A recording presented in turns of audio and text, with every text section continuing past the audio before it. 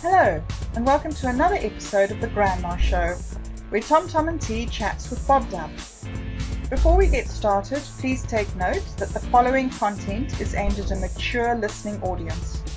Graphic and explicit language may be used at times, and listeners' discretion is advised. The views expressed and the opinions given by the individual hosts or guests on this show do not necessarily express those of this or any other platform, nor of any of the sponsors of any of these platforms. I'm not really that dangerous. I'm just walking around. You can go to sweet little guy. This is a pretty little town. Listeners are advised that neither this platform nor its owners or agents shall be held liable for the content of this program. None of the material contained within this program may be rebroadcast, redistributed, or reused without the express written permission of the hosts or producer. Hi everybody, today on the Grandma Show, or we're also calling it the Love Rebellion, we have Aragmar back again. Thanks to you to come back.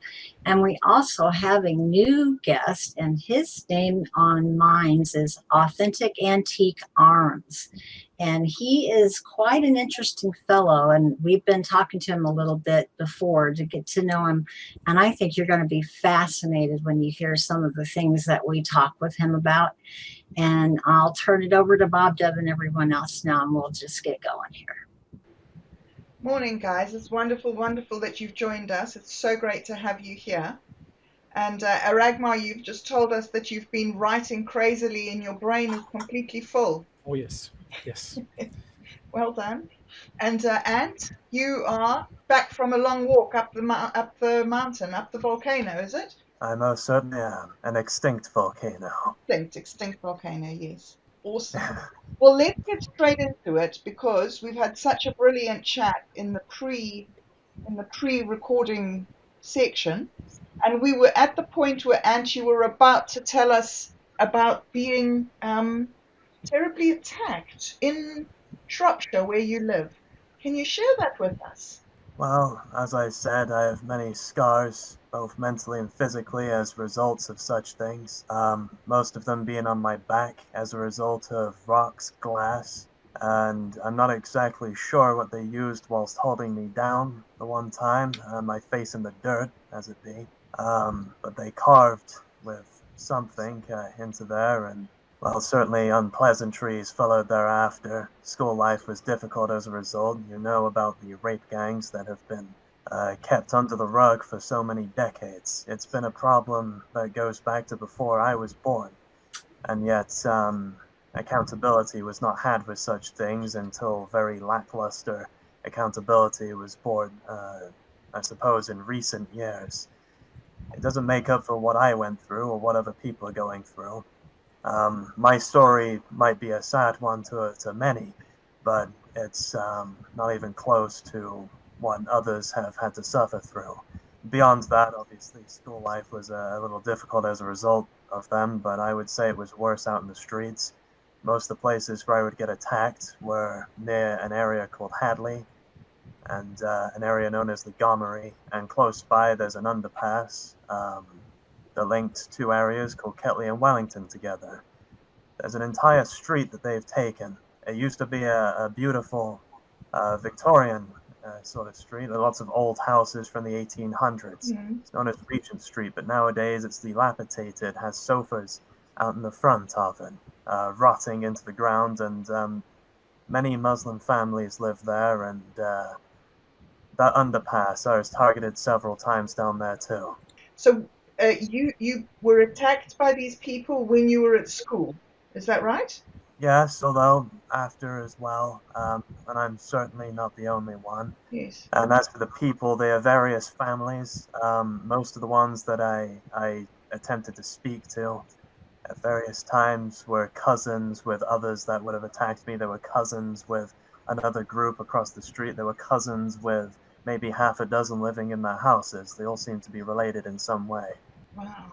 So great big tribes of people, you're saying? Tribes. That's a good way of putting it. Territorial tribes. A lot of them live perhaps a dozen or so to a house. Wow. They'll pitch in together, use their money from drug deals and what have you to buy out the local businesses. And in Hadley, for example, they're running some form of I don't know if it's legal or not, but some form of school, Muslim school, behind a corner shop. That's so shocking.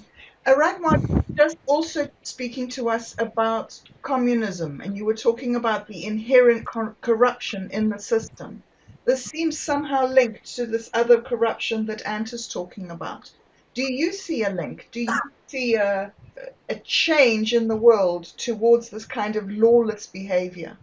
Well, yes, it's one of the hallmarks of such, let us say, countries, because certainly they are not what they were before, after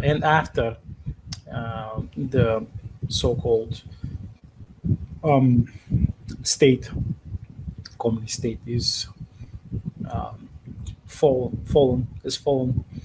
You can never truly clean the corruption and everything else. But yes, it's certainly it is linked because from what I've researched, um, the communists in Great Britain, they are actually promoting the importation of these people. They claim it's for diversity's sake, but everyone with a few working brain cells knows that they don't care about what they say. They only care about um, staying elected, staying in power. And when you quote unquote import such people, they come with their own ways, and in most cases, the government officials, they refuse to even acknowledge that there is a problem because they don't care. They don't care. And back in the day, the communists they claimed that there was no criminal activities, no drugs, no nothing, like everything was perfect. But we all knew that there were. So yes. I saw it happen in Africa after independence. Where I grew up, the civil war, was backed by the Chinese. The Chinese supplied all the weapons and all the training to what we then called terrorists. And once these so-called terrorists were given control of the country, we saw the corruption from the first moment. When they were doing voter education, the soldiers from the other side used to go around to the villages in full uniform, and well, I don't know if they had uniform, they may have, with all their weapons, and say, we're here to do voter registration and training, and when the vote comes, you put your cross here in this square, and if you don't put your cross here in this square, we will come back and kill you all. And that was basically what we heard about how education went in the countryside. So I've seen firsthand what the communist-backed disruption, if you like, of the world, the countries in the world. Aragmar, you said you saw the corruption of communism. I know people here in New Zealand who say real communism has never been tried. What do you say to that?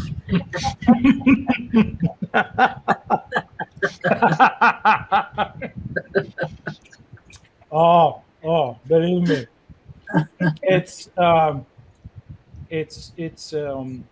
as real as it could have been. You can't get more real than that. That's what we call apologists, communist apologists, Right.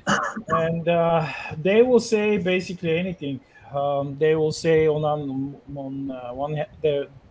hand that actually there were no communist countries like USSR or whatever that actually they weren't a communist country. They were it was a government capitalist country. Mm-hmm. But on the other hand, those same communist apologists, they will say, "Oh, it was glorious in the Soviet Union. They had plenty of this and that. It was perfect. Everything was working perfectly. If not for the evil capitalists who sabotaged them, blah, blah, blah, blah, blah."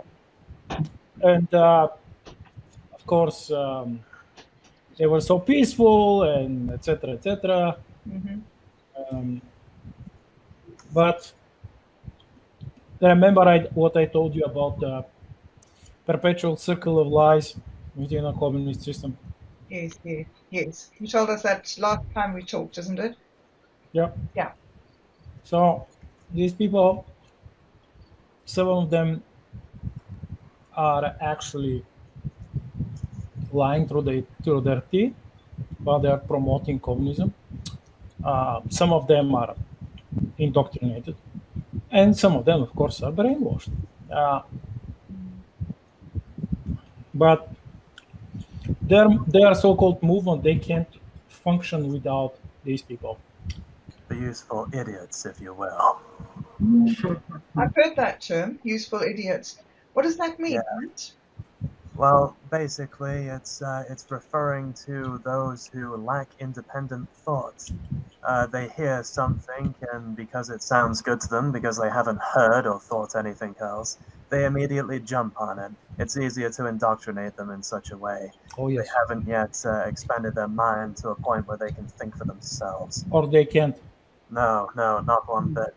And so the people by nature, past a certain age, become empathetic, and empathy can be a horrifying weapon. They use this empathy. They say, these people, they don't understand. They need help, and you are the ones to help them through socialism. You need to help them. You need to give them free things. They can't possibly do it on their own. They need you to do it for them or advocate for it being done for them. They use the empathy, the feeling sorry, the bleeding hearts of these people. And then that's how the indoctrination of their feelings begins. And then feelings take over and facts mean less than nothing to them. Yes, that's how cults are built. No doubt.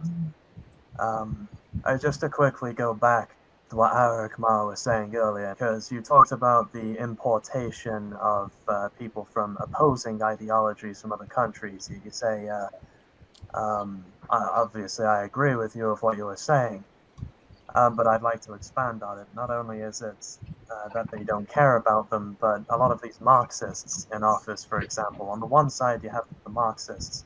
I can only speak from the perspective of my own country, but many of these communist, Marxists, whatever you want to call them, in labor, for example, they wish to cause destability. Okay, now the Islamic people who advocate for Islamism, they can find common ground with this, with a weakened state. As the Marxists want destability for revolution.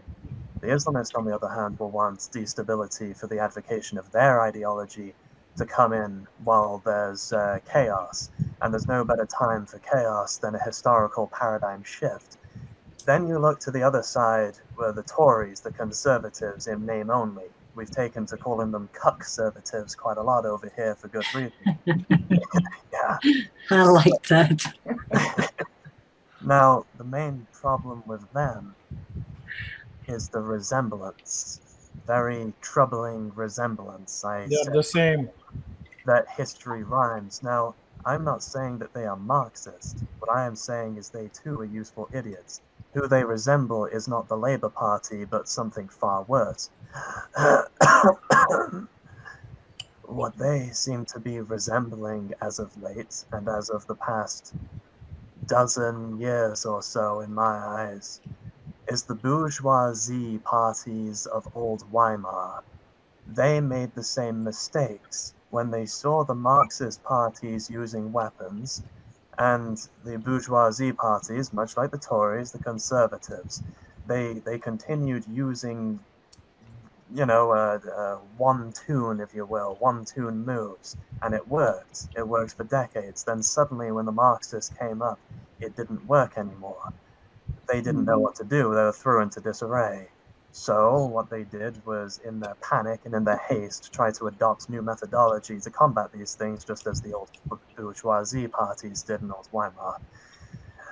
And what they did, a big mistake, was try to use Marxist points against them. Instead of challenging them from the right-leaning side of morality, they changed their morality to match that of the Marxists. Said, we can be more labor than labor can be. Started trying to use their own points against them. But instead of weaponizing their own weapons against them, what they instead did was end up taking in the cancer that is Marxism and ended up infecting themselves in the process. The Tories will do the same thing and will likely end up meeting the same fate. Funny that you call it an infection. You know, we're having this worldwide pandemic. I know there's something nasty out there, but it is being used on this whole world. And I keep hearing all these things, and it just bothers me so much that we're all down. It just goes back to that thing I kept saying earlier about the Roman Empire. It's not the same kind of people. That was the Vandals, the Visigoths, the wild ones, I guess you would say. Well, we kind of have that happening now, but they're coming from another direction. But it's not just Europe. It's different groups for different countries. We're overwhelmed by a bunch of idiots here of lots of complexions, but they're the underclass, and we have the same kind of problems. They're the first ones to fall for what we call the Democratic Party, which is turning more and more, it's just communist at this point. So they all get this hive mind. It's like they all have to think alike. It's scary. They're crossing a very dangerous line, too. Yeah, very. And it's very uncomfortable to see where we're at. We're just being pushed to the wall. And I keep seeing that game of Risk. Have any of you guys ever played that game? I just keep seeing it's like these figures being pushed around on a board and you're tossing dice. And that's what it looks like to me. This whole world is a game. As I keep saying, we are going through what I believe is known as the chaotic period of the historic paradigm shift. I think most people with more astute observations, or simply the perception to tell, can feel it. They can see it. The great change that is ready to come. The conflict that will likely come about. It's only natural. This happens every now and then. There have been plenty of examples of this happening in the past. The Reformation, the 30 Years' War, the Napoleonic era, so on and so forth. The crisis of the 3rd century was a very major paradigm shift, for example. You read Will Durant. I love these books about history, and that's why I keep drawing these parallels. History doesn't really repeat, it rhymes. Absolutely. Oh my gosh, is it rhyming? Oh, it's overwhelming to see, isn't it? And when you've got a brain in your head and you see all these parallels and you want to scream at the top of your lungs, wake up everybody, but everybody's still caught in these paradigms. And I am a kind of conservative person because I'm older and I have a family and I have something to lose. And they say, if you're not a conservative by my age, there's something wrong. but I wasn't all my life. I used to be a Democrat. I thought that they stood for the worker, you know, the idealism. But the older I got, the more I figured out, yeah, neither one's perfect. So I'm not either. I'm smart and astute, and I try to pick usually it's the best of two evils. But I'm getting to the point where it feels to me like it's just something we're doing to go through the motions, because no matter, it's starting to make me think the decision's already made, even here in the United States. I'm starting to wonder if Trump wasn't supposed to come in. That's how far gone I am to thinking this thing is a whole game. We're watching a play. Thank you, Shakespeare. Very theatrical. Yeah, it's sometimes it's hard not to think like that.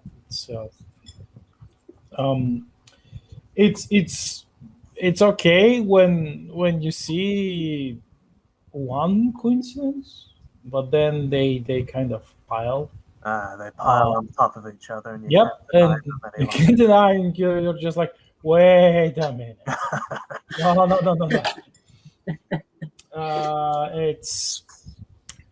I do not pretend to be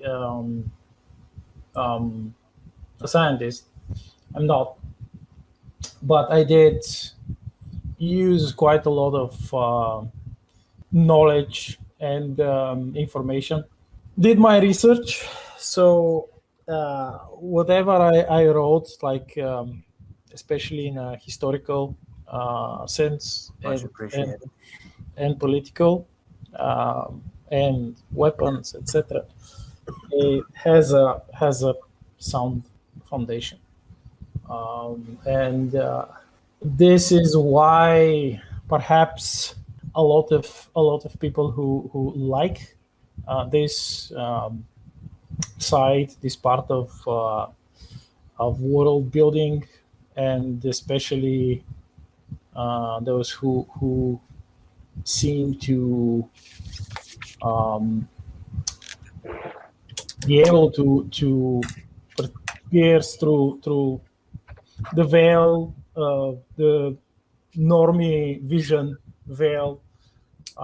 They kind of like certain aspects of my work, and might I say, it's gonna get better. I'm constantly learning a lot of new things and improving. You'll see. And the story that you're reading right now, it's one of my best. Well, I'm quite I can't impressed wait. with the small excerpts that I've read so far. I hope to find the time to read more of it. Once you get going, you'll have a hard time stopping. And I have to say something here that I had to write it down so I wouldn't forget. It's this important to me. Everybody with any head on their shoulders knows that we're at the end of an age. You look up at the sky, we're at the age of Aquarius. It's in the books, it's in the sky. And I think about that time when Jesus was here at that end of that age, and he said he would be with us to the end of the age. And I don't usually get this Christian, but I think this is important. It's something I'm not going to let slide. Those early Christians, they started out as a small group. And our group started out really small. It was me and bobdub, and I'd have to give Mark Dragus Prod credit for this how this thing got off the ground. But the whole point of it was that I was hoping that the two of us could bring people together and make a difference. Those Christians back then turned that world upside down. Our time is told by Anno Domini. Just a few people, 12 disciples. And that's what I want to do. I know everybody says we can't do this without bloodshed. I'm sure there will be. The Bible says there is. There's going to be. But I think we have a chance, no matter how bad this could be, to overwhelm it with love, because God is love. bobdub, if I've been talking about this for every show, that if you don't know who God is by any other word, that's the only word that makes any sense to me. And that time, that era was the end of Rome. And here we are. It's not the end of Rome. It's the end of the world as we know it. I hate to use those words, but it is. It already is. You look outside. Things are not the same. This makes 9/11 look like child's play. Which And is I think right. we're at the very beginning of this. But if we fall into this, Aragmar mentioned before about how people got to the point overwhelmed with communism that they got apathetic. I'll be damned if I'm going to be apathetic. It's now when everybody feels so alone. We're sitting, I am in my room alone. A lot of us don't have spouses. A lot of us are widows. We are literally alone. And the only thing that draws us, we might have a few connections outside, but these things that we have together here are so precious. And we find out that there's people that think like us all over the world. And if we don't use that, I think God would be really disappointed, because I think, you know how Chris said he wanted to rewrite the Bible or write a new Bible? Well, guys, we're doing it. I hope you realize this. We are the beginning, and it's not just us, it's happening everywhere. But we're standing up, and we don't really know how. Some people are out in the street, some people are on their computers being keyboard warriors, but we've all heard this message. Everyone I've invited has heard the same thing. It's like we have to come together. We don't want to be alone anymore. And we know things are wrong, but it's the time to stand up. It's, oh my God, it's so overwhelming. I hope people understand how big this thing is. It's not just you and me and Aragmar and Authenticantiquearms. This is a lot of people. I'm talking to people on mines that live in Florida, in California, that are having these same things happen. And we're talking worldwide. So if I say anything to you guys and to anybody who listens, have faith. Because like Aragmar said, it might get dark. It will get dark. It's already getting darker. But there's a light that's at the end of the tunnel. There is, for every end, there's a beginning. So if I say one thing to you, is to remember to have faith and hope, because we change things just by, if you talk about quantum physics, the act of observation changes the outcome. Well, we live in this quantum world. What if we're observing it and deciding, hey, we're going to do something?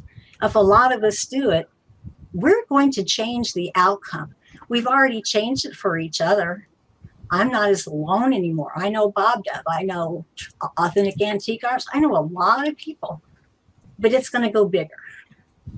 And I'm so glad I'm here at the beginning, at least our beginning. I full-heartedly agree with everything you said, and two things that I would like to say is that good riddance to everything that's around, because it's not particularly great. I look forward to when it collapses, and when it does, I'll be happy to build something anew, and I'm sure plenty of others feel this sentiment. As for the not losing hope thing, I'm sure that you're aware, and you quite like history as well, how Christianity spread. It was as a result of, I believe it was around 70 AD. Jerusalem, the Romans got sick of the instability of the Jews, so they decided to lay waste to the city. Christianity had only started a few decades prior. They burnt down everything. They laid siege to the inner sanctums. They massacred the Jews and the small amount of Christians that existed in those days. The way how Christianity spread originally was because it was destroyed. Those people found themselves disenfranchised and without a home. They spread. and with them they spread with the word of Christ, the word of the Lord. And because of that, it spread throughout the entirety of 2 continents over the course of the next century, and would eventually come to dominate the Roman Empire in both the East and the West, and eventually the world. We spread because we were destroyed. So if the same thing happens here, I just want you all to remember that. Mhm.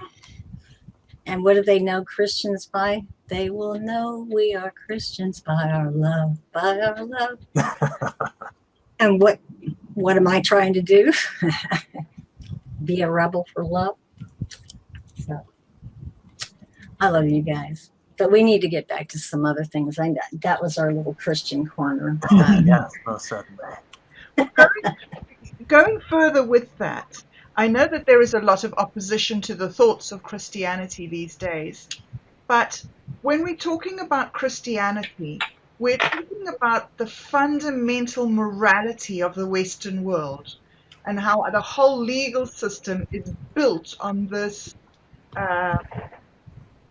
compassion or respect of your brother.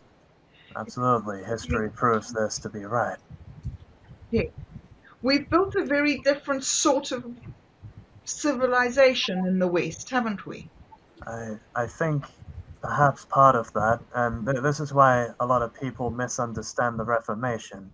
You see, the original scriptures of the Bible, for one thing, I believe them to be the amalgamation of people's answers from trial and error for thousands of years prior. The Mesopotamians wrote similar scriptures, and by the time the Bible came around, it was a lot of answers to a lot of questions and a lot of problems. But the thing about the Reformation, it wasn't so much reforming. The main key aspect about the Bible was that Christianity was between Christ and the individual. It was the key founder of individualism. Now, the Reformation wasn't so much of a reforming, but a call back. What Catholics had done with the popes and so on and so forth was centralize it and have an authority that they shouldn't have had. It was between you and Christ. You didn't need some middleman. What the reformers, quote unquote, were trying to do was get it back to the way it was supposed to be.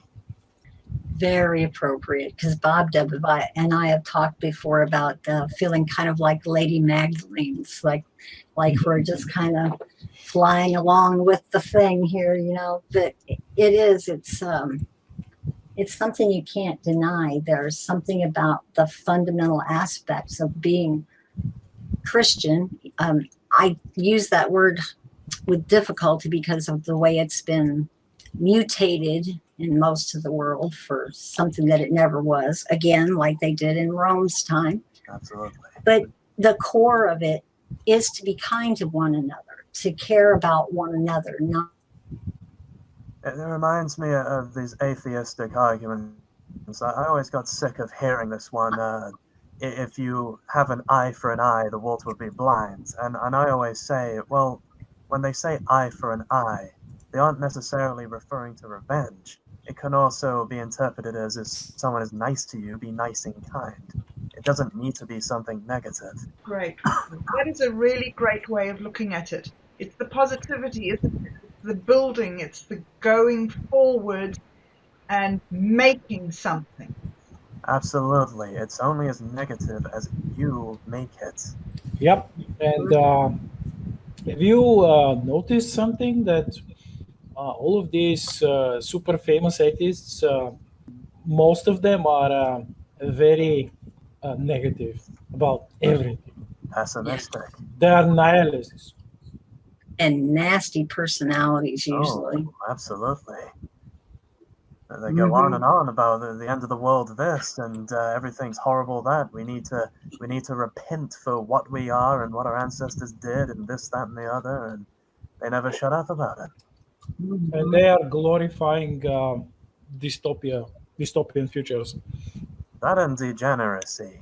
Yep. The amount of these people that seem to advocate for, well, just to be frank, pedophilia and other such things is quite, well, it's troubling to say the very to say the very least. Yeah, they use our entertainment against us. They show us things like the Hunger Games and these dystopian movies, and they make you want to go see more. And we don't realize, sometimes I saw it for a while, that they're saying, hey, guess what, guys? You know, it's not just for your entertainment. The whole thing is organized to control your mind. And I think that's another thing I notice about people we talk to. Their minds aren't so controlled. We have our own individualism that you mentioned before. And I wonder if it's that Christianity basically means connection with God through Jesus. But that gives us an aspect of God that most people don't have. We have that spirit, and that connects us somehow. But it also gives us power, and using that power is important. We have to know how to use it. But I notice you keep saying you don't care about so what, so it is falling. You see it as an opportunity. And I used to see it coming. I could tell something was massively changing. I saw it kind of darkly because of my age. But my son said to me, no, it was my grandson. He said, hey, he was 14 at the time. I'm only 14. I don't want to think about the end. And I was thinking, oh my gosh, everything, you know, the snake eating itself, the Ouroboros, everything goes round and round. So we are at the end of, like the Mayan calendar had an end, but they said it didn't really mean the end. It meant it just keeps going. Well, yeah, we're coming down to the end of one thing. But you guys, you and Chris and I'm not so sure about Rush, but you've all got this idea of there's going to be an after. I already have plans. That just excites me to no end, because I'm looking out my window going, ugh, my life isn't going to be too much. You know, I don't have a lot to look forward to except through what my children do. You're not sure. Like, imagine that someone actually builds the stuff that I write about, like the assisted exoskeletons. I mean, they have some they have some working stuff right now. And it's mainly designed for workers, help them lift stuff and ease the strain on their back and waist and knees. And I can easily see that turning into a whole industry for disabled people who can't walk for one or another reason, and of course for our elders who are no longer as spry as they used to be, and these devices will help you can, I mean, probably you won't be able to run, but you will be able to walk everywhere. Yeah, we need to look at the good things. Yeah, there are bad things, but I was just talking to my doctor the other day. He was saying that there isn't really a cure for neuropathy right now, but they're studying it. They're studying a lot of things. And just because you don't agree with everything that doctors do, and they're involved in some of these things that we're kind of scratching our head about now, there is a science there, a real science that is studying things that amazes me. I have to go off track a little bit because I have to talk about some technology I heard about the other night. This lady that is on a show that Mark does was talking about this equipment that she has. It's an Xbox Connect, and they can use it and modify it, and it shows them spirits or whatever, that they're not of Earth, but it makes an outline. And people used to say that this is magic, it's ghosts, but what do they say about science? If it's significantly advanced enough, it looks like magic. So we see things now and we think, oh, everything's just so, but these younger people like you, Authentic Antique Arms, you're seeing, we got to ask you about the bar you're envisioning. You're seeing a future where you're going to have your little bar and you're going to invite everybody. Can you talk about that a little? Well, one thing I'll say that originally I didn't know why I was doing it. Well, I was laying there bedridden, unable to speak, and as I mentioned to you in private, frankly wanting to die because of the sheer amount of pain that I was in for so long. For some reason, what crossed my mind, what came into my mind was just the sheer lack of community. And I thought to myself, if I died here, there wouldn't exactly be many people, close by. That I didn't feel surrounded, and I think you'll understand this when in your final moments you want people around, be it family or others, or at the very least to know that they're thinking about you, that they're around by you. And not only that, but then my mind dwelled over to the idea of the disunity, the fact that community simply doesn't exist out here. As much as I hate to admit it, the Muslim enclaves that plague our country, they have better community spirit than we do. That thought haunted me. That was a real eye opener. And I thought to myself, well, what did they used to be? And the old fashioned pubs came to mind, the ones that had been torn down. The ones from the 1700s or earlier, those old ale houses that always used to bring people together. And then I thought to myself, in the sort of modern day, when it comes to, say, the nationalistic sense of things, those people, they feel unsafe, they feel alone, they feel like they can't communicate openly about their beliefs. They should feel welcome somewhere.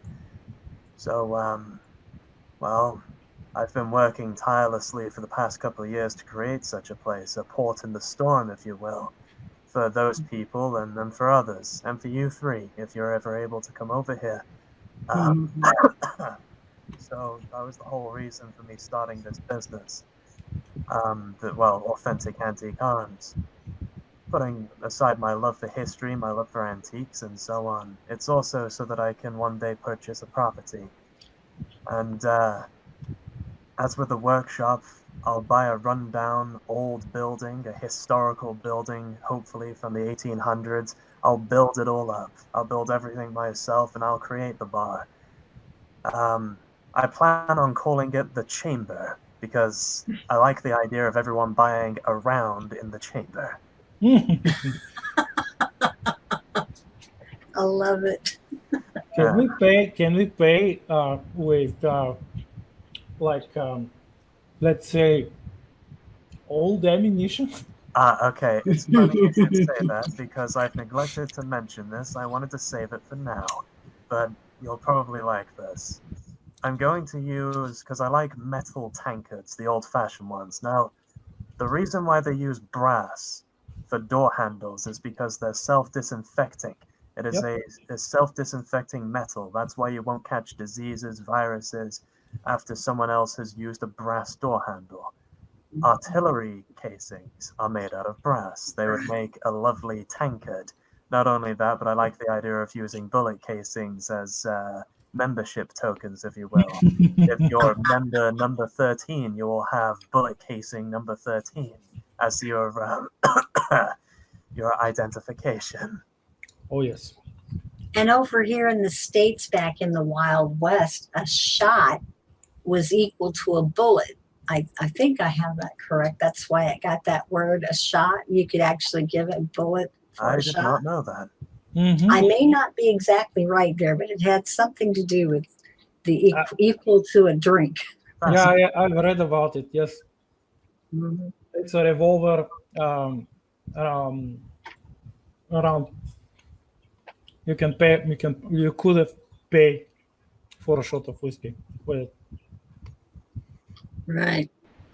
So that's really fascinating because, with this new technology of the blockchain and cryptocurrency, one of the reasons that they think it's going to work is that up in middle of Africa, Kenya and Tanzania area, there are people there who have developed their own currency, and it's a cigarette.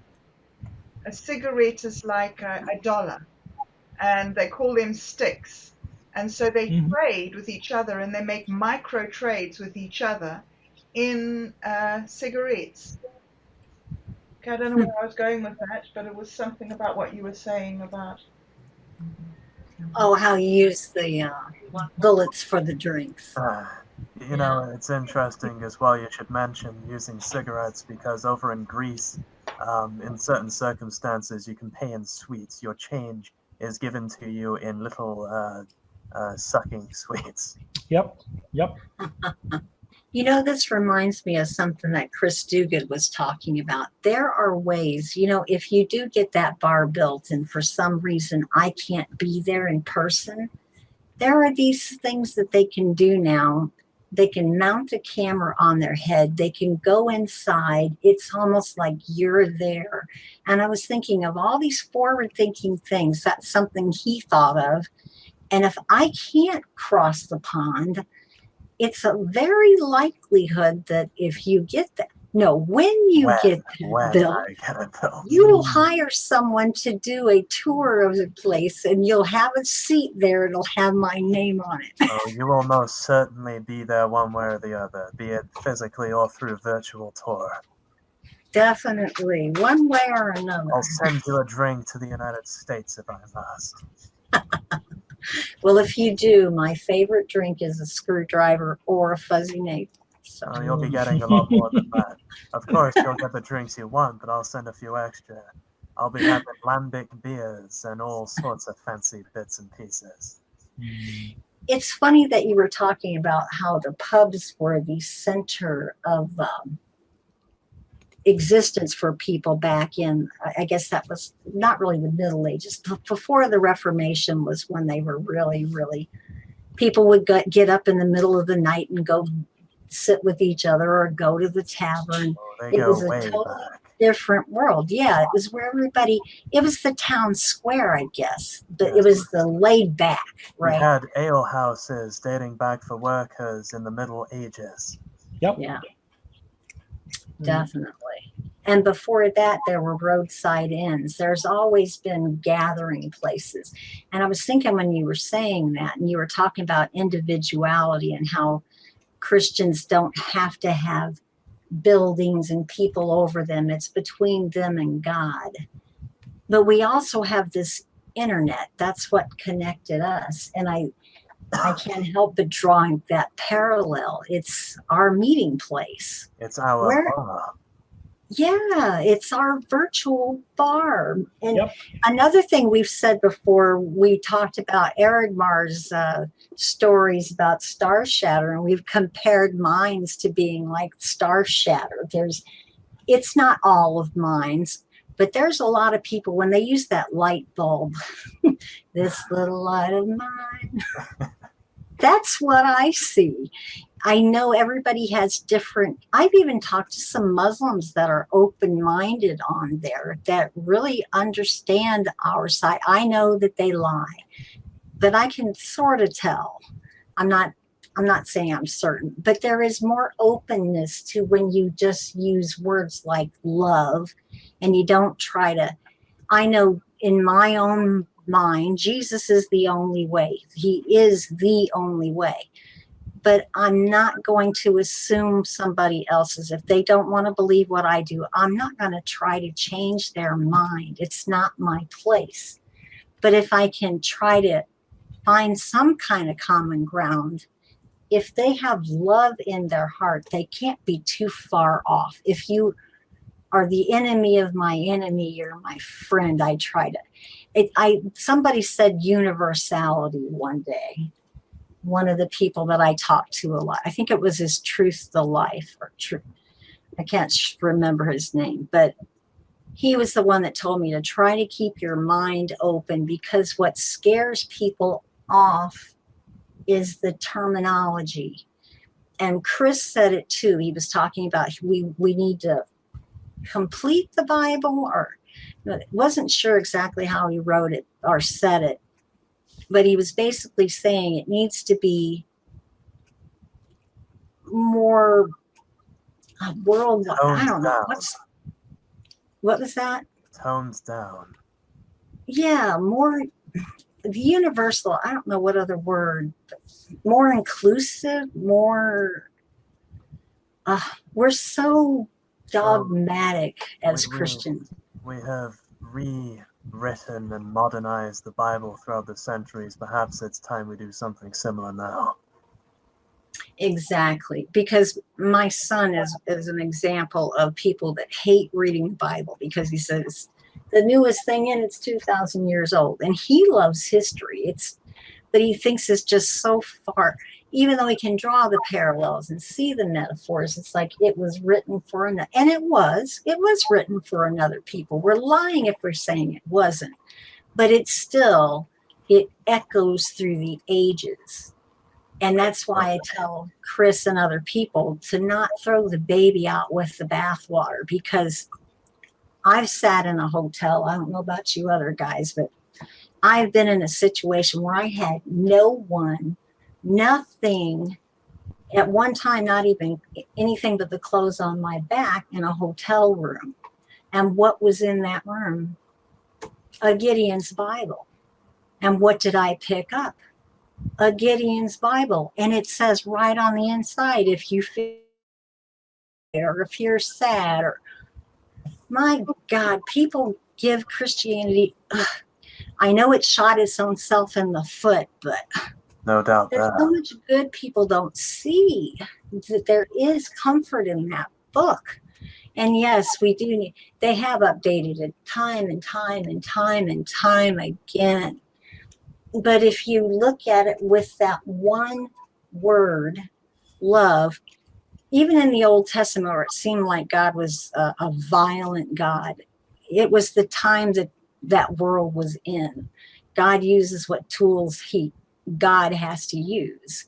I don't think God is very stern like any parent would be, but God loves us more than anybody. I don't think I even can grasp how much. And I am closer to God than a lot of people because I've had to be.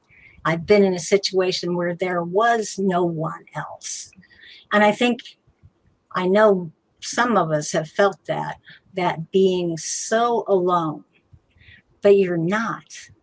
And you guys know it. You're not alone because God doesn't wait for you to come. God is already there. Not only there, if you keep trying to run, God's going to run right after you. Why people avoid it is beyond me. Well, everyone makes their own decisions. But speaking of bars and pubs, I remember those pieces I wrote about the spacer bars, and they often have them. It's either in outer space. They use the hulk of smaller ship, and by small I mean a few 100 meters small. So they have like maybe 100, 150. Like those are some of the smallest transports, and they refurbish it and they turn it into like a very big bar with rooms, uh, etc. But on the planets, in most cases, they use the domes.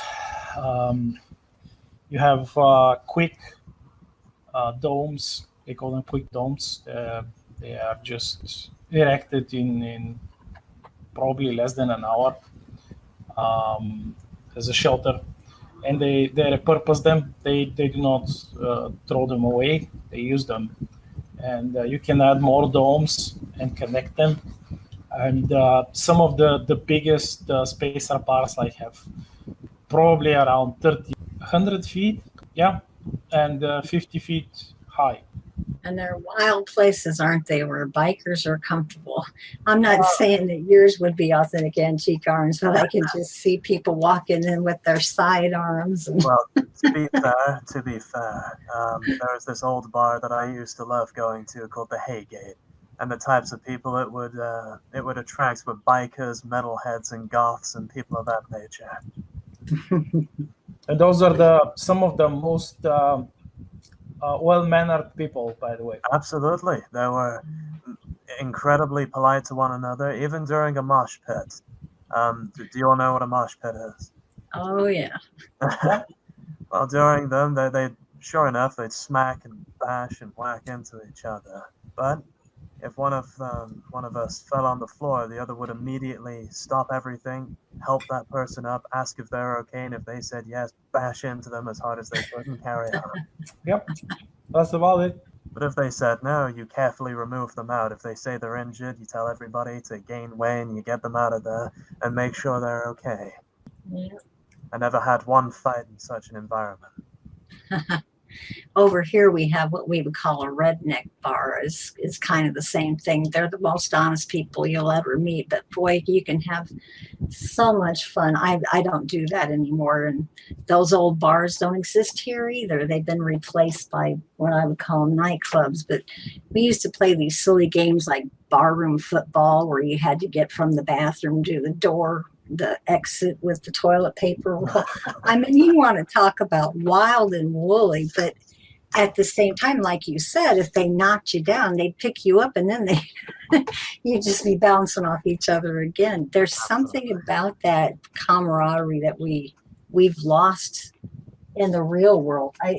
I'm trying to get it back in my neighborhood, and there is some, but it's not as much as I'd like to see. And we don't have that anymore.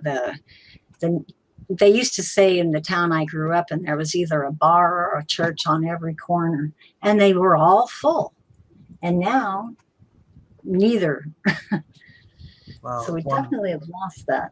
One place that has certainly kept that aspect is Belgium. I've been there quite a few times. I love this one region called Ypres. It's the area that the Schlieffen Plan failed in 1914. I absolutely love that area. But one thing that I came to realize, there's a bar every 3 buildings down the street. There's an antique shop every 3 buildings down the street. And every antique shop is a bar, and every bar is an antique shop. You walk into an antique shop, there'll be a bar there with drinks ready to serve customers. You walk into a bar, there'll be antiques and bayonets and swords and all sorts hanging up, ready to be sold to people who are having a drink.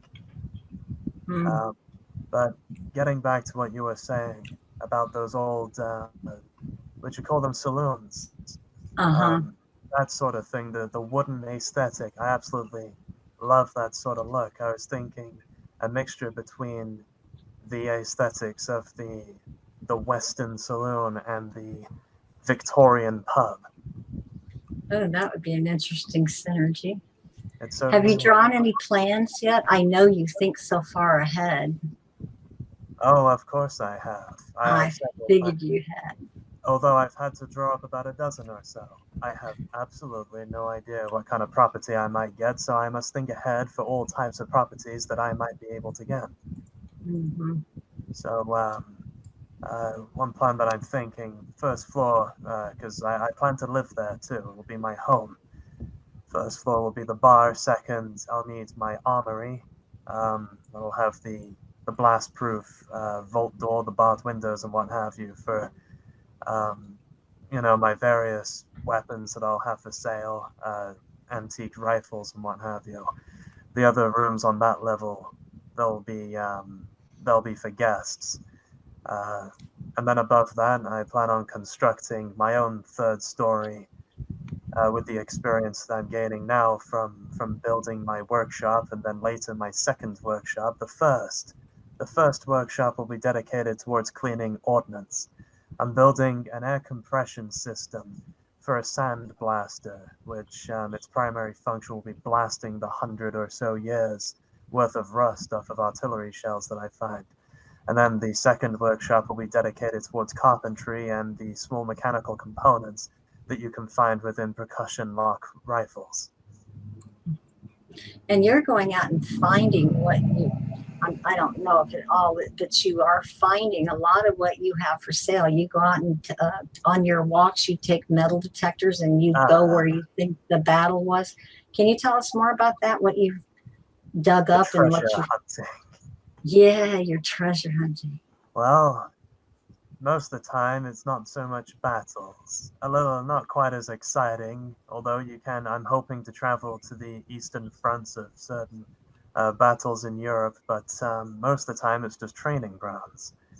Mm. Um, and what I do, I can find old documents, and such archived documents reference areas. After a while, you begin to get the idea of where said areas are. You pick up the string and you follow it, so to speak. Then, once you get to a region where there was practicing, you can determine from the terrain where the guns would have been, and you can determine where roughly they may have been firing. And then after that, you can determine where Mother Earth, geography would have shifted these projectiles. Then you start looking carefully. Hmm. That sounds like so much fun. When I was younger, I never thought of getting a metal detector, but I'm that adventurous type. It would have been, I don't know why I didn't think of doing it because we don't have what you have over there. Americans are kind of jealous in a way because all we, not that Native American things aren't cool, but I mean, it's not our culture that's being dug up. It's another culture. We have one of the biggest ones in the world nearby, Cahokia Mounds. It is a World Heritage Site, but that's not my ancestors that was dug up. You've got so much history where you're at. Oh, I would just love to be able to visit and I know you're covered in blood, but you have so much history there. So when you go on these trips to places like Belgium, do you treasure hunt there too? Or is it Uh, not allowed? Not so much. That's more for trading, and also I wanted to gain experience.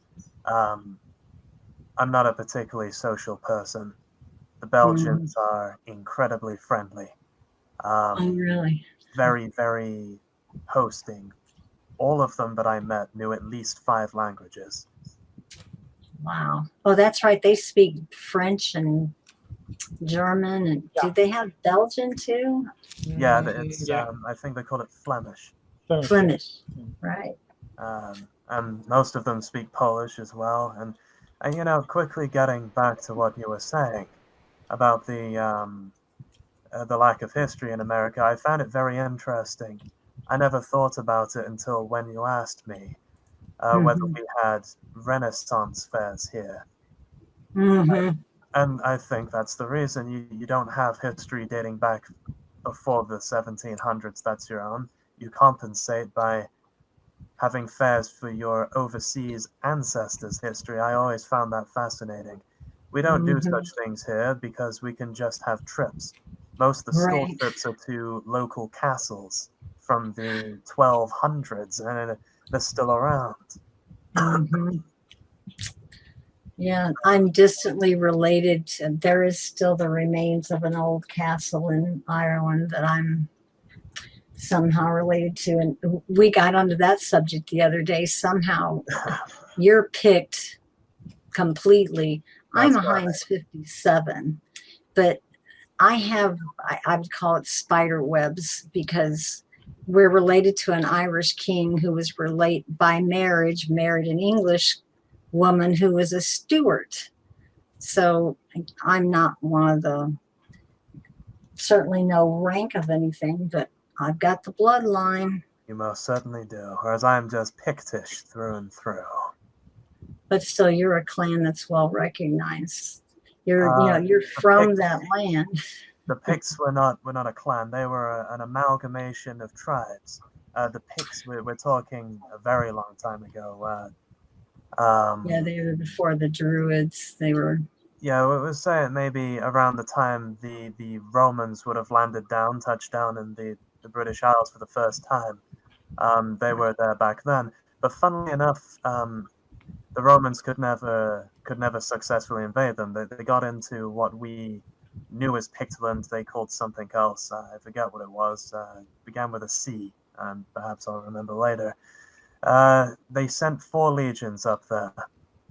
They disappeared, and when they sent scouts, reconnaissance teams up to investigate what had happened, they found that they had attempted to fortify these strange formations. The Romans they weren't used to such terrain, so the mountains threw them off. In the middle of constructing it, these strange beast men, as they called them, would run over hills without feeling pain, completely naked, painted blue, and would run down and tear them apart and force feed them to each other and then nail them to pieces of wood as sort of a warning. That's Wow. gruesome. A little bit, yes. Yeah. But when you think about it, that was the Vikings were very, very aggressive. I was just about to get to the Vikings because I Yes. absolutely love the story. The Germans, the Slavs, all those tribes, they were. I want to ask today whatever happened to that. I'm not saying that we need to be as violent as that, but I mean, what the? Funny thing about the Vikings and the Picts, they did in fact have interactions.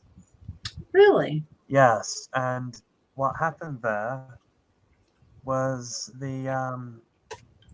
from what I can tell, we don't have many recordings of it happening, but basically after the Romans were massacred so many times, the Emperor Hadrian decided to build a wall, funnily enough. And that wall stretched from one side of the country to the other. It was the entire nation, and it wasn't just one, it was 3 walls. So that they could keep the Picts out and make sure nobody accidentally went into Pictish territory. They decided after 100 years of being brutalized through trying to invade or communicate with them, it simply wasn't worth it, and they opted to leave them alone. During that time, the Picts became very, very comfortable. They built themselves stone houses, and they sort of calmed down. Then the Vikings showed up. The Vikings touched down in the north. They sacked Paris in Francia. They ransomed them. They massacred the monks in Wessex and so on and so forth. And they came into Pictland and they broke these lovely, comfortable stone houses and kicked the Picts out. A little while after, a very, very short amount of time had passed, and these civilized Picts, in a very short space of time, went right back to the way they used to be. And after being absolutely massacred by the Vikings, they massacred the Vikings in return. Then the Vikings massacred the Picts, and the Picts massacred the Vikings. This went on for decades, until one day, the Picts decided to say, we're not too different, you and I. A bunch of Vikings fell in love with a bunch of Picts, and a bunch of Picts fell in love with a bunch of Vikings. They created something new, and both cultures ceased to exist in the north. Make love, not war. That's right. Yeah, I go back to this saying that I picked up from some video I watched that I think it was Dr. Michael Heiser. It was somebody like him that was talking about when they went back to rebuild Jerusalem. You mentioned how that was the beginning of Christianity. Well, this was the one before that one, that time when Ezra, Nehemiah, where they were rebuilding the walls, interestingly enough. They were rebuilding the walls, and they said, we will work with one hand and have a sword in the other. So that's kind of what we are today. And my son got me on this Men Who Wanted to Be Left Alone. He brought me up the original. It wasn't a meme. It was just a block with these words. But that's what I'm seeing. It's a bunch of men saying, we don't want to fight you idiots. If we could avoid it, we'd be more than happy to. We're going to watch you fall, and we're just going to build in your wake. And if you want to be literally idiots and come after us, God help you. But they don't want to. They really don't want to, because like that meme said, the minute Yeah, and the minute you get involved in it, it changes you. You basically lose who you were, and you have to become a warrior. Bob Dub mentioned that about her father because he was caught in that war in Rhodesia where their life depended on the men going out and fighting, and it changes who you are. You don't want to do it. And that's why I keep saying maybe this rebellion won't have to. I love that word now. I was going to drop it, but nah. We are rebelling against this world that it is. I'm not doing well in it. And I know you guys have struggled. I used to be quite well off. I had my days where I was comfortable, but I'm certainly not now. And compared to parts of the world, oh yes, I'm rich beyond measure. I don't have a cow, but I also don't live in a shack, you know.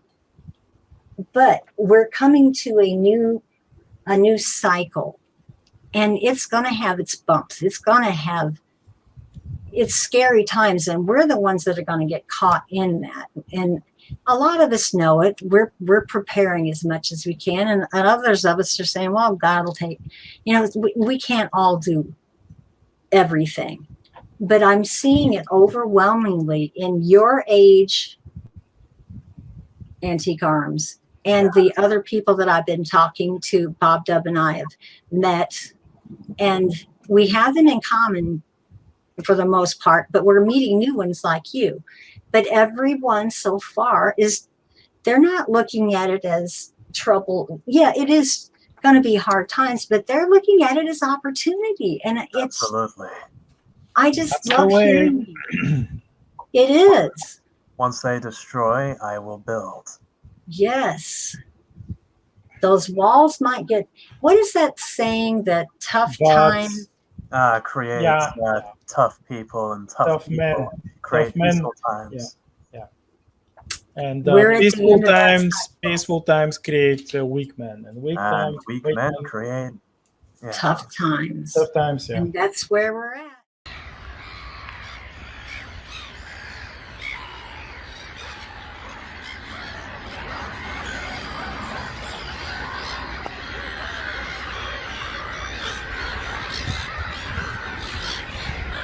A few of us have our physical ailments, so not all of us are going to be, you know, if the time comes, yes, we'll protect ourselves, but we're not actually warriors like most people would think of it, are we? Well, But we are despite- powerful in our own way. Despite my physical damage, I'm still quite capable of defending myself. Yes, as am I. You'll be talking to some lead if you try to bother me too much. And that's not the only thing I can protect myself with, but that's not what I focus on. Yes, I do have that sword in one hand, but I'm not like you because I can't really, but I am. I'm building a deck. You know, most people are like, oh, sell your house, get out of Illinois. Well, I've got a pretty decent group of neighbors here. Not enough, but I think that's going to change. Absolutely. You build your roots and you dig your heels in. Dig my heels in. That's right. Tell me I can't do Raise something. your flag. And I have wanted that deck for so. My neighbor still hasn't come over and finished it. But he's so busy, I'm not going to complain. But I'm building. I'm not giving up. I'm building. And when he gets time, he's going to work on my front porch. I'm not letting this house fall into the ground. I'm going to go on. What do they say? Plan for the worst, but hope for the best. Absolutely. Dang it.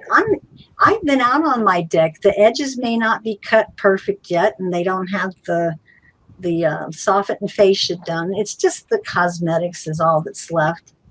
But I've been out there doing it. I've been out in the sunshine, and I'm living. I'm not. Now, I did have a time, I have to admit, and it was, I actually walked away from mines over it because things were getting too hot for me. I didn't want to get into this. You know, my channel was always kind of the same idea once I got figured out what I wanted to be. I've always tried to be positive and encouraging and throw in a little realism. But I didn't get that way overnight. And it was growing with the people of minds too. I've had my growth outside of it, but I've been so overwhelmed by the people that I've met there. And the ones that we've been talking to are all hearing the same thing. They're not being negative. I did for a while, and I know you guys have struggled with that. When things are getting overwhelming, you just have to, you shut down sometimes. I had to. But now I'm back, and it's like, don't mess with me anymore. I've reintegrated my terrible Terry. I'm going to shut that channel down. I am going to be a salty old grandma. I'm going to be both of them. Everyone needs to go through that cycle at some point, though, don't they? Yeah, we do. Just make sure to do what you've been doing all along. Just balance, like some salt in one hand and some sugar in the other. In the other. Yeah. That's the whole point of my channel. My little kitty cats, and then bam, I get you right between you. Yeah, it's just like the special way of waging a war at the Zentari have. It's called the way of losing. Remember? You've read about it. Oh, yes. Yes. And Captain Anitsa, he's read The Art of War, and he likes it, but he likes the way of his people more, and it's very intriguing. I will not spoil it for anything. The books are fascinating. I have come to kind of a loggerhead, and I haven't had much time since Lucas started schooling again, but I have got to finish that book 5. I'm not going to give anything away, but it was getting so exciting, and things were getting rough for me around here. But I was in the middle of a battle, and your books are just enthralling when you get into them. And I see the parallels. I know we've talked about it before, how you're writing on one level of entertainment, but underneath it, it's basically saying, hey, guess what? We're going to be in a battle too. It's a spiritual battle, though, as much as it is a physical battle. So if you're stuck at your desk and you're fat and bald and out of shape and old and arthritic, so what? You're doing your part. I think of these people on Minds that they're just warriors. I mean, the memes that they put out. We are doing warfare. And Authentic Antique Arms, you're educating people on history and on armaments and on the Crusades. We're talking about the Picts and the Vikings. These things happen. It's just like I said with the game of Risk.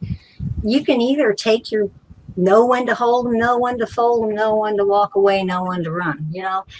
It's a game, no doubt. And they're trying to game this system. These, they say we've met the enemy and the enemy is us, but these people aren't us. These people are evil. They are evil incarnate, and we can't fight them with their game. And Aragmar talks about that. He talks about how the enemy starts changing just because they've been around humans. So we can change people by our connection. I don't know what else. bobdub asked me to do Rainbow Connection, and we got a copyright thing over it. But what else could be better to think of? She's at the end of the rainbow in New Zealand. I'm over here in Illinois, and in between is Authentic Antique Arms and then Aragmar. I mean, we cover the globe. If you start thinking you're sitting in your corner alone, my God, you're not, because the spirit doesn't have to work within a building. It doesn't work that way. The spirit, I've talked to bobdub about it before. We've talked about it as being the feminine part of God, that God really isn't man. God isn't male, female, except for Jesus. God is more. God is all that and then some.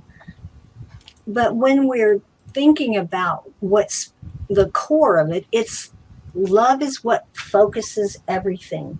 Love, one candle in the darkness can make a change. Well, And there's 4 candles here right now. And you can light someone else's, and they can light some. And Aragmar's books are like that. He talks about how the Terrans just, they won't give up. That's the spirit that's carrying us forward. Christians, I'm so tired of Christians saying we need to sit down and we need to wear our masks and we need to get bull hockey. If that's what you feel yourself personally, fine. But if you feel that it's wrong and you need to fight it, stand up for. Oh my God. Christians aren't mild sissies. Real Christians are, yes, we don't want to have to, but we will stand up when we have to. And we really don't want to. But we're finding other ways, aren't we? Aragmar was talking about finding different ways of bartering, different ways of, if it gets bad, we are already starting to think that way. Some people are building food things where they're buying food together in bulk already.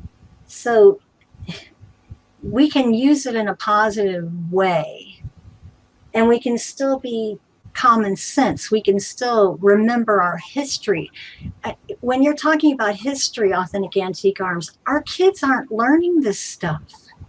Over here, we're learning that our founding fathers were horrible people and we shouldn't be reading the Constitution. I don't know if you're hearing that about the Magna Carta, but well, what? unfortunately, we had nothing of the Magna Carta. I learned very little about history in school, despite choosing it as a subject even in my second, half there in secondary school. Everything, or the vast, overwhelming majority of what I have learned, I did so myself. And I'd imagine that now it's not just little that's taught, but, well... Nothing. It's nothing. Yeah. Worse. Nothing. Worse. It's even worse, yes. Because what they teach instead of nothing. It was barely anything, then it was nothing. Now, it's a bastardization. Now it's the corrupted history. Now it's... Yep. Well, sure, Churchill existed, and he did fight this, that, and the other, but he's not to be looked up to. He didn't like brown people. He didn't like this, that, and the other, so all his accomplishments, all his achievements, not only do they not mean anything, but they were bad, and you should feel bad about being mildly related to him in some way. And I'd imagine it's similar in other places. Then you get to college. When I got to college, I took engineering.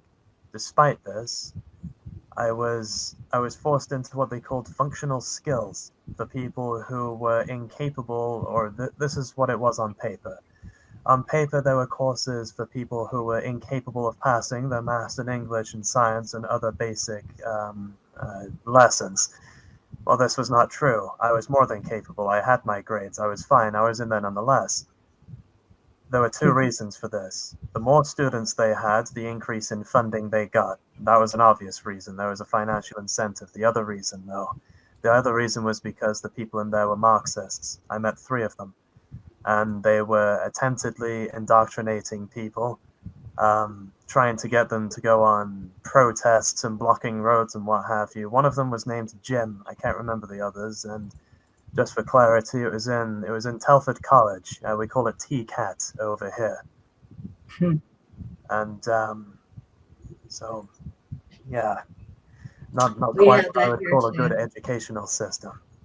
No, we're starting to call our schools indoctrination centers, and I didn't have much luck here in Alton.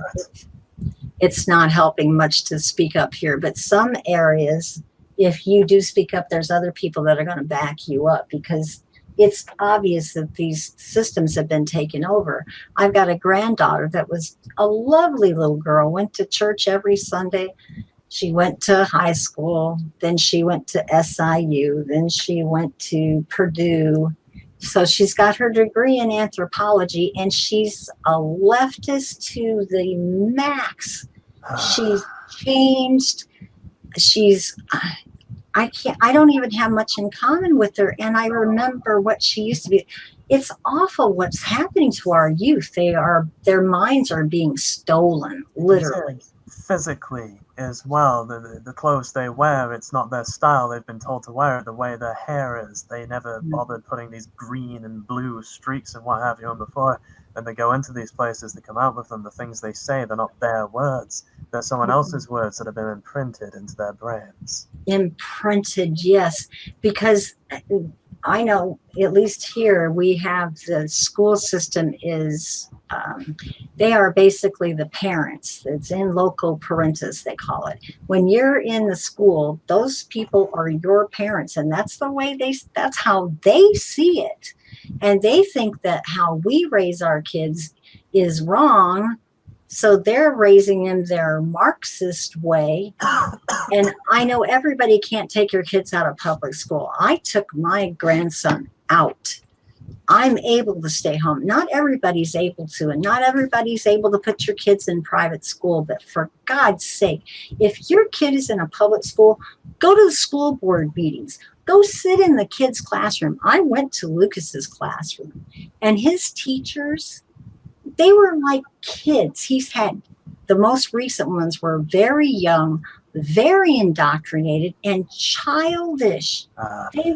They should never be teachers. These useful idiots tend to have a refusal to grow up. Yes. So if you're letting your kids in these places, I know people have to work, but now things are a little bit different. If you have a chance, walk into your kid's school. Walk down the hall and just stop by the doors and listen what's going on in those classrooms. You would be shocked.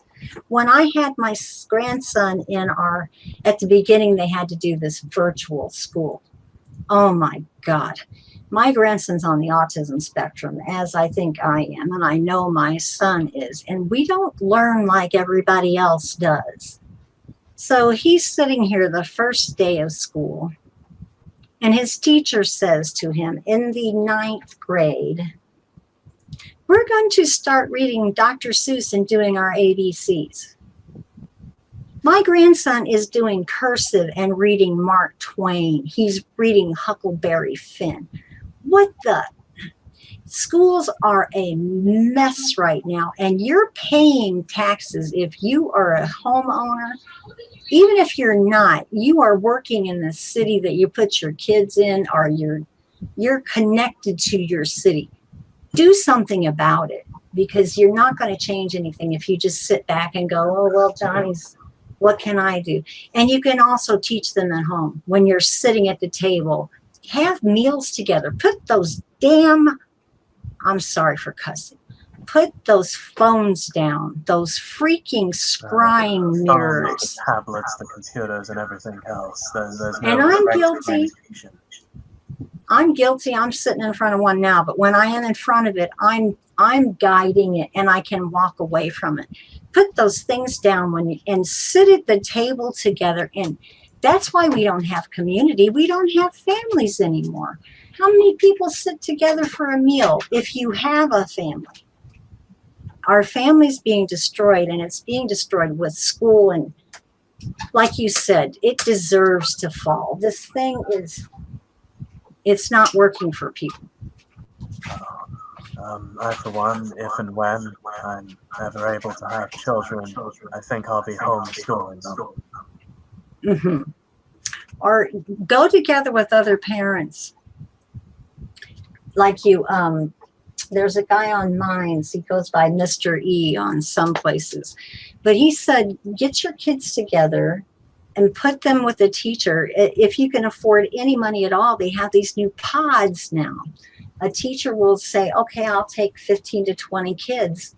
And you can sit with them. Or if you know something about like math, whatever you're good at, if you're an engineer, for example, in high school, you can reimagine all of this. Do you know what you're explaining just now? What? This is the basic education in my books. This is actually how it's done. Wow. And if you want like something more specialized when you see that your child has inclination towards math or like crafting stuff, building things. You might ask someone like um, our friend here who knows engineering, and for example, if they are willing, they could take that child as an apprentice and Mhm. and practically teach him or her how to actually do engineering, not just theoretically. And then of course, they constantly build things. They build ships, machines, weapons, cars, etc. Like it's you even if they are on the furthest colony, they can given time and they have like the resources, they can build themselves for themselves everything. That's one thing I think we're a jump ahead of the Roman Empire, because I don't know if they were, but we certainly are. We're looking forward. And when things look like they're going downhill, well, that's just part of the old world crumbling, but we're building new things already. We're going, and it's not new. You know how the Bible says there's nothing new under the sun. What was Authentic Antique Arms talking about? Taverns, bars, saloons, how they used to be important. Yeah. Those things they're coming back again. We're teaching our kids apprenticeships. Like part of my grandson's schooling this year is going with me in the kitchen, because you got to learn how to cook. He was in life skills in school, and they occasionally sat and watched the teacher cook. But being an apprentice is important. How do you learn skills like Authentic Antique Arms was talking about taking all the rust off his armaments? I mean, people don't know these things. They need to learn. And we're going kind of back to, that wasn't feudal times. I guess that was Middle Ages, where you had the groups, the guilds, the guildsmen. And we're seeing that again. I see blacksmith shops again here in the United States. Maybe it's nostalgia, but there's people that still know how to do it. So if you have a skill like that, you're going to be valuable. There are people learning. Yes. I know YouTube is horrible, then there's other places you can go, but you can use YouTube. My son watches these, I forget the channel, but he's in the Philippines, and he goes out in the wild and he builds wells and sleeping out of mud.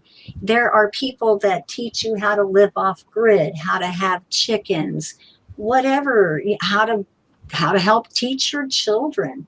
We have these tools and we should be using them. You have the opportunity to change. Like it or not, change is constant. It's some of it we don't understand, but like you were saying, bobdub, I really had a hard time with cryptocurrency, and some of it niggles at me, but it is something that's been thought of. It's recent, and it could be a good thing. And if we take it out of their control, that's what bothers me, that they'll try to ruin it by some type of control. But it's another way. It's a new way of thinking. And Chris was talking about these, bobdub would have to help me, where you take a piece of art and you make it on the blockchain. These forward thinking, I would never think of it, but people sell things that way and make money that way. There's something you really shouldn't be negative about. Like Aragmar said, think positively. There's a lot of change, and it can be good. It is interesting. It is interesting how much is changing. I mean, when you see Elon Musk's rockets that he's sending up into space, 2 years ago, nobody believed that. Yeah. It was a pipe dream, wasn't it, a few years ago? It was, Definitely. we went to the moon and that was good. But so, Aragmar, I wanted to ask you a question. Last time you asked Rebel and I what our favorite technology was from the books. And ever since then, I have been wondering, what is your favorite technology from your books? Well, I could escape the question and say that all the technology is my favorite, but I won't do that. That's let's say the hyperdrive. Hyperdrive is my favorite piece of technology, and it's not that the aspect that allows you to move great distances, travel great distances, but other aspects. One of the most important is the freedom to move, the freedom to travel, and establish yourself somewhere else where you can set live by your own rules and prosper without being controlled and forced into a future, into a life that it's not your own. That's the most important probably thing. And maybe in the beginning, before the establishment of the older galactic civilizations, that was 100% true. But the more civilizations grew, some fell and became corrupted, just like it's in real life.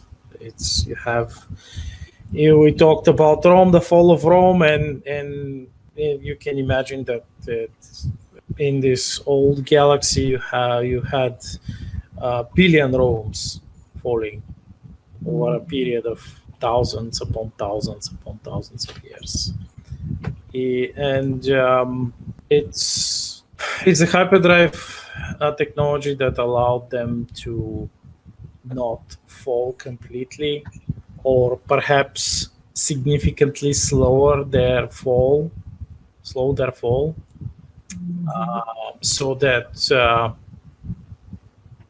they existed in in mid fall for many years and negatively affected many others in this way. So, like everything, like every knowledge and tool and piece of technology, it has its positives and its negatives. So, like you can use a kitchen knife to cook food, or you can use it to harm someone. It's the nature of a tool. It doesn't have agency by itself. It's when someone holds it, then it shows the true nature of its owner. Like Mac's shovel. Yes, like He used the same tool. He used it as a battle, and he used it to, or he could technically use it to build, but he was having to use it more for a burial device. But it was a tool, wasn't it? Yes, but remember that he wasn't given choice. He was forced into this. It wasn't. It's not that, and that's the other part of the duality of things, and what you mentioned earlier about what happens when you force the men who just want to be left alone, and what happens when you force them to act. Imagine what they could do with a simple shovel. Mm-hmm. And that's why I want it to be different. I want this time that there's more building while it's being destroyed. That snake doesn't end. That cycle it's a repeater. It's a rhymer. So why don't we change it this time? That's what I see with Authentic Antique Arms and Chris and these other people we talk to. Now, some of them are writers. Some of them, we have all different kinds of people, but they've all got this. I'm not going to let this stop me. You tell me I can't? Watch out. I love that spirit. We won't go quietly. That's right. Do not go gentle into that good night. We're not going to let it be night. I mean, yeah, it might get dark, but we got little candles. Well, it's like, what was it? An American event. You keep talking about being pushed, about trying to do the right thing and being forced into doing things you don't want to do after constantly saying, please, I'd rather not. Mm-hmm. It was in 1947. It was in the United States. The soldiers returning home. The corrupt Democrats had fortified elections for a number of years. Battle of Athens, Georgia. Athens. The Yeah. Battle of Athens. Yeah. They pushed them. They said, we do not wish to be pushed. We just wish for the law to be enforced as it should be, for things to be carried forward as they should be, for these people to be given their rights as they should be. Pushed they were, and react they did, righteously too. Righteously. And where are we at right now? Here in the United States. We're being pushed. The Australians are being pushed. The British are being pushed. The New Zealanders are certainly being pushed. A lot Yeah, of people are being pushed. Yeah. a lot of people are being pushed, especially in Australia. They're being pushed into detention camps, into COVID detention camps, and they're building new ones. I've seen very strange footage from Australia.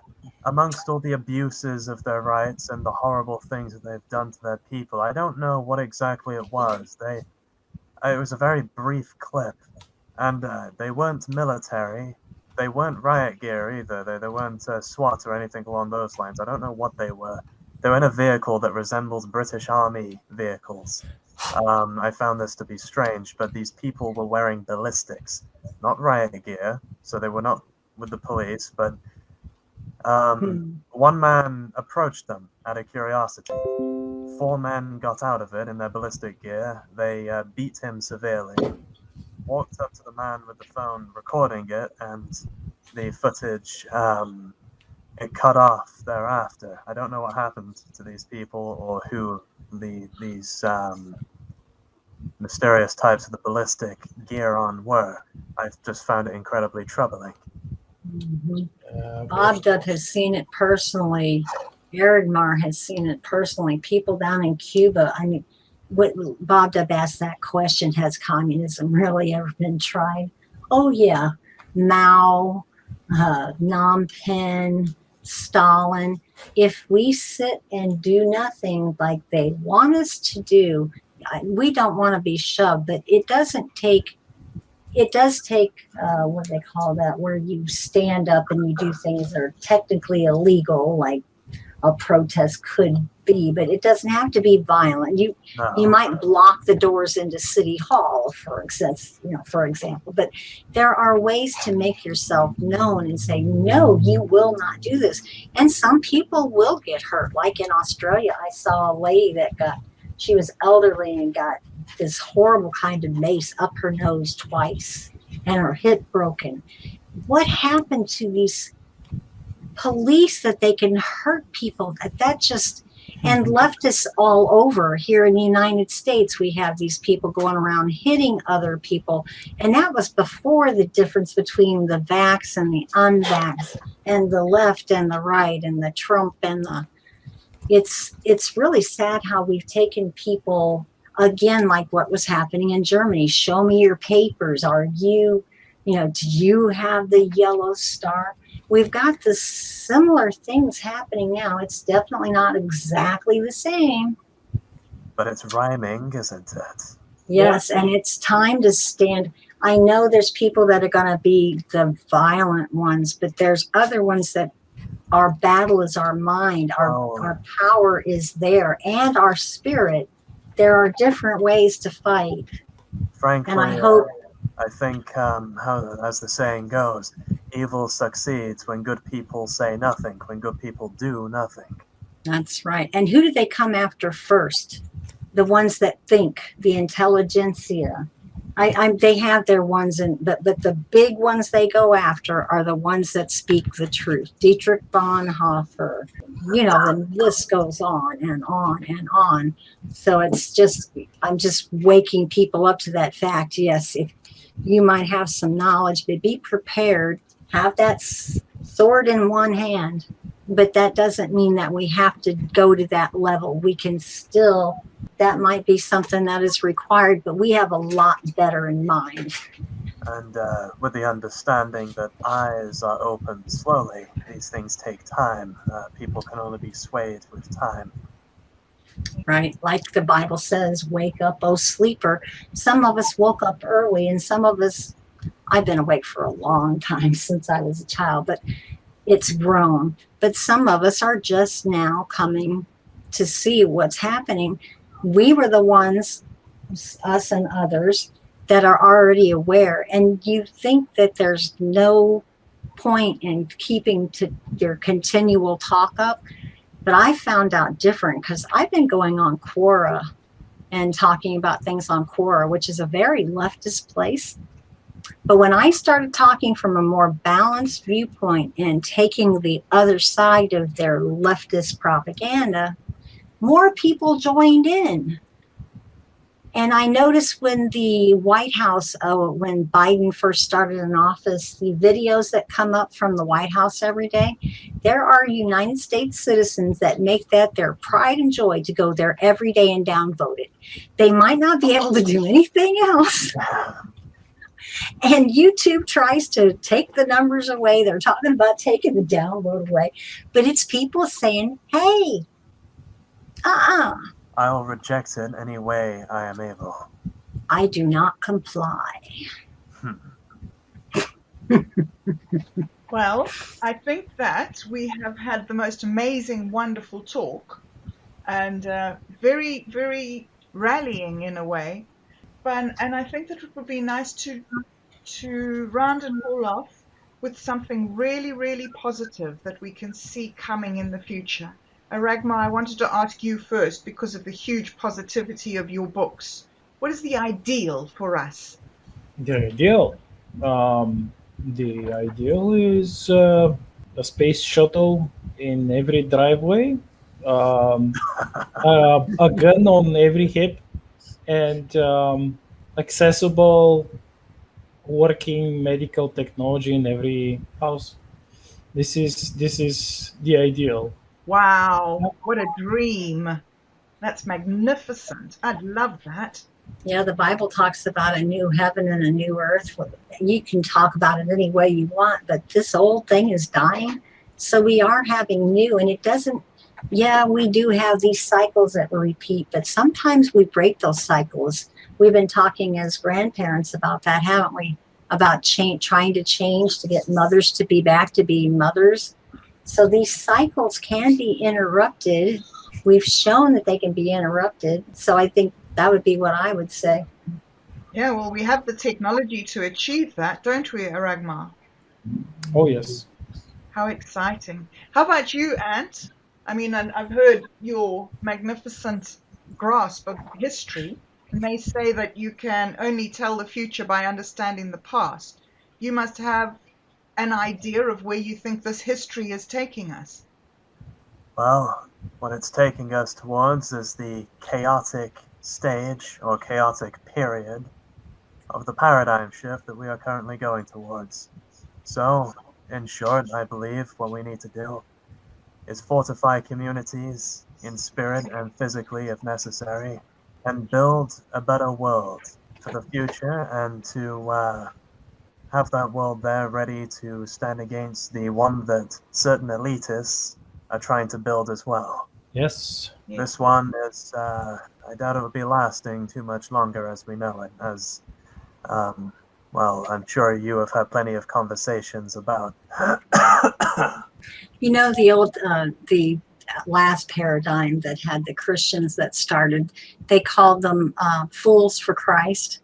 And I was sitting here thinking of us. Some of us have problems with anxiety. Some of us have physical problems. We're a pretty ragamuffin group. But there's power in that, because those hard times, the iron sharpening iron, we're building ourselves stronger. And these other side that think we're pushovers because we're not fighting back, I think they want us to get out in the streets with our guns, and at least here in the United States, and we're saying, no, you come to my door. I think pain has carved us into something stronger than what we were prior to it.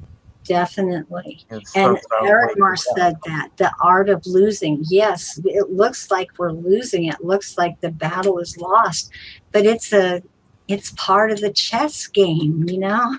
The king and the queen are the targets, and us pawns. There'll be a few left. As I said, Christianity spread because it was destroyed. Yes. So if your body feels destroyed and you think there's nothing you can do, you're wrong, because there is something you can do. I really have to say that this has been one of the most fascinating, interesting, and hopeful conversations that I've had probably in the last 6 months. I really feel so focused and so enthused that there's so much more happening in our world than just talk. Sometimes I listen to shows or YouTubes or whatever it is, and there's people sort of saying the same old echo chamber things. But listening to you guys and how you're building and how you're creating actually with your own hands, you're creating your own future, is I am so grateful for you to bring that message here to us. It is, as I've been saying to Rebel often, we need men. We live in this bizarre society where men are talked of as if they're an optional extra. Maybe I shouldn't say we. Maybe I should say me in New Zealand. Live here with that feeling that, oh, we could do everything so much better if we didn't have men. And for me, yeah, I know. It's become a real pain in my heart having to live with this within the society where 50% of me is denied. Do you know what I mean? Because it's not about men and women. It's about us together and how we operate as one unit when we operate together. We are a The team. balance that you get together. Like my daughter, granddaughter, she is married, but they're not procreating. They're determined. Oh no, and that was the greatest thing that I've done. I've done a lot of things, but being a mother was the best of them all. Even if I screwed up, I did my, as bobdub said with one of our chats, we did our damn best. But we can't look back at the mistakes. Yes, we are informed by it, but that was the past. And we see that this is wrong. The guys have been going MGTOW their own way. The women have been screaming in the streets for 50 years over here in the United States and across the world. We've got to stop, because nothing's going to come off the ground. We're not going to be able to survive this as well if we separate. We've got to have children for the future. And you might not think now is the right time. And yeah, it's probably not. But some people are anyway. And some people are still going to. They might not be able to now, like Authentic Antique Arms. He's got so many things to do. And some of us, the autists, talk about fools for Christ. A lot of us we like to be alone. We don't like to be rubbing shoulders. It was something I had to learn again how to do. But we're doing it because iron sharpens iron. So yeah, this has been a valuable conversation, and we can take this again, take it to the people you talk to. I find new people on my channel all the time. Talk out in the street, because it is going to spread. It's going to be a wildfire, just like happened when Rome fell. It's not going to be just the Teutons. It's not going to be just the Vandals. This is the whole world this time. It is indeed. All right. Well, I think on that note, that magnificent note, I think that we should call it a day. And all that's really left for me to say is thank you, gentlemen, for coming and talking to us old grannies and helping You are most welcome. Thank you for having us. Frankly, my colors are now that of lovely purple with flashes of green. Wow, that sounds like the aurora, those northern lights. Okay, well, thank you. I have to shoot. Bless you both for coming on, and we'll speak to you again soon. Most certainly. Thank you for Yes. having us. We'll have to have you back, Authentic Antique Arms, because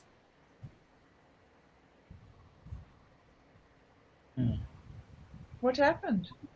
I believe her connection's lost. Do you know, it's really bizarre. That happens on many of our shows, that at the last moment we just lose the power.